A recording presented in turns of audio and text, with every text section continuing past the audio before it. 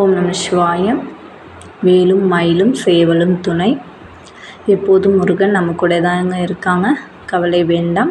இன்று நம் அனைவருக்கும் முருகனுடைய வாக்கு என்னவென்றால், நாம் இப்போது ஒரு முயற்சி எடுத்தோம் அல்லவா, அந்த முயற்சியை எவ்வாறு சரி செய்வது, அதை எவ்வாறு முடிவு கொண்டு வருவது என்று இந்த பதிவில் முருகன் உங்களுக்கு கூறுகிறார்.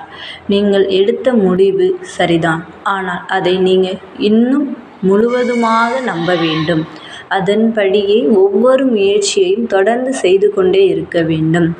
இன்று செய்தால் மட்டும் போதாது, தினமும் தொடர்ந்து செய்ய வேண்டும்.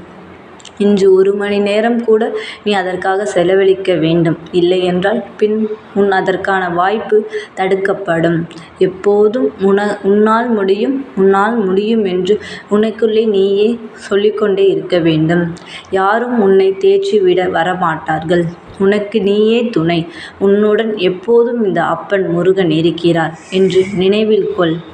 முடியாதது என்று எதுவுமே இல்லை. முயற்சிதான் எல்லோருக்கும் முக்கியமான ஒன்று. முயற்சி தொடர்ந்து செய், நிச்சயம் நல்லதே நடக்கும். ஓம் சரவண.